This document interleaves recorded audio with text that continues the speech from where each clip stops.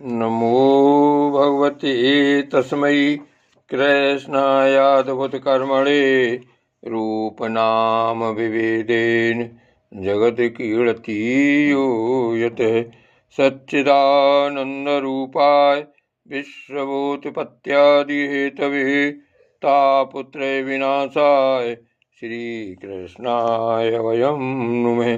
श्रीमद्भागवत महापुराण एकादश स्कंध 10वां अध्याय लौकिक तथा पारलौकिक भोगों की असारता का निरूपण।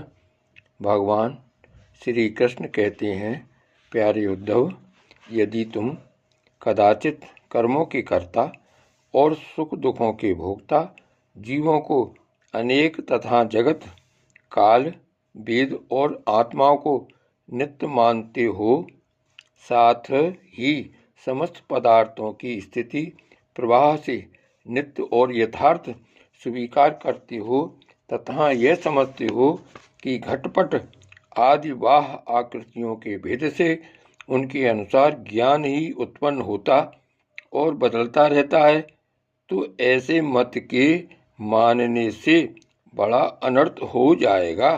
क्योंकि इस प्रकार जगत की कर्ता आत्मा की नित्य सत्ता और जन्म मृत्यु के चक्कर से मुक्ति भी सिद्ध न हो सकेगी।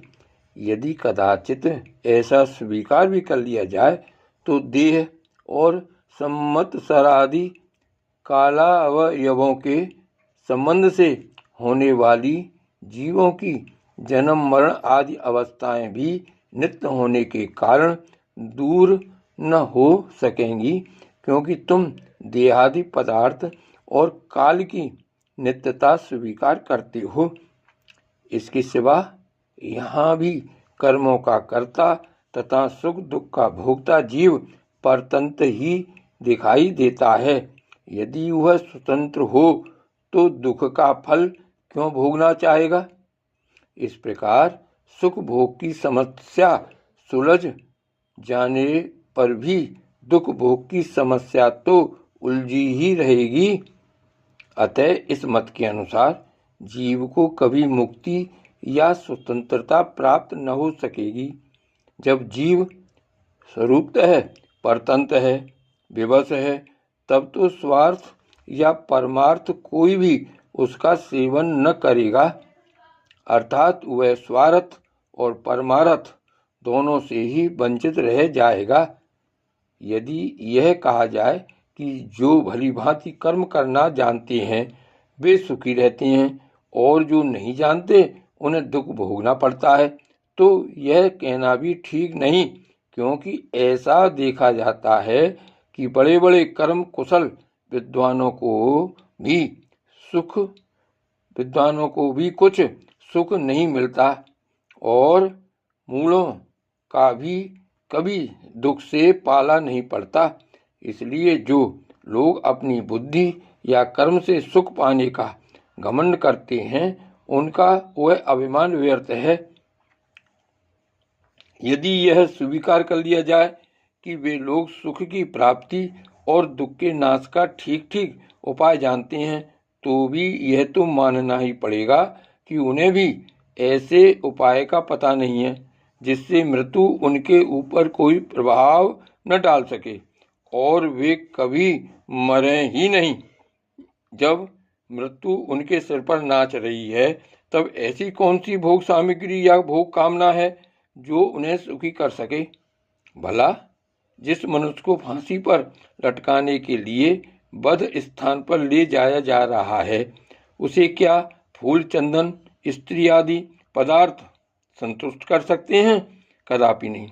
अतः पूर्वोक्त मत मानने वालों की दृष्टि से न सुख ही सिद्ध होगा और न जीव का कुछ पुरुषार्थ ही रहेगा। प्यारे उद्धव, लौकिक सुख के समान पारलौकिक सुख भी दोष युक्त ही है, क्योंकि वहाँ भी बराबरी वालों से होड़ चलती है। अधिक सुख भोगने वालों के प्रति असूया रहती है, उनके गुणों में दोष निकाला जाता है और छोटों से घृणा होती है।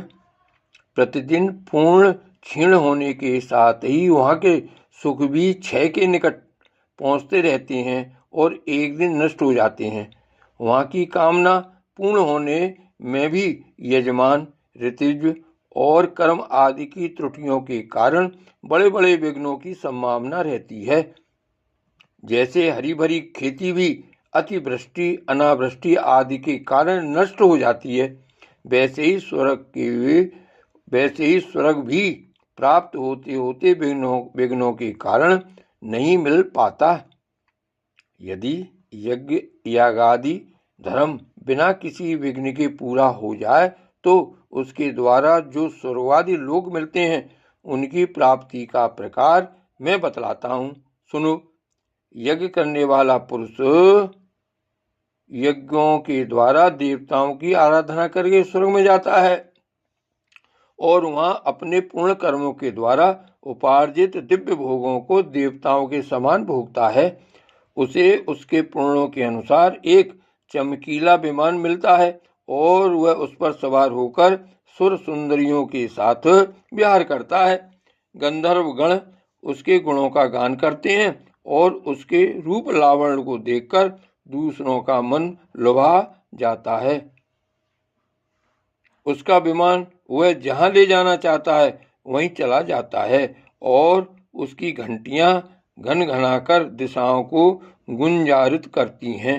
वह अप्सराओं के साथ नंदनवन आदि देवताओं की विहार स्थलियों में कीड़ाएं करते करते इतना बेसुध हो जाता है कि उसे इस बात का पता ही नहीं चलता कि अब मेरे पुण्य समाप्त हो जाएंगे और मैं यहाँ से ढकेल दिया जाऊंगा।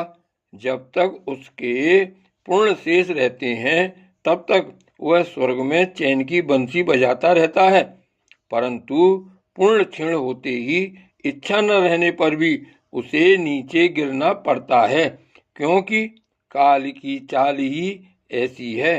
जय श्री कृष्ण।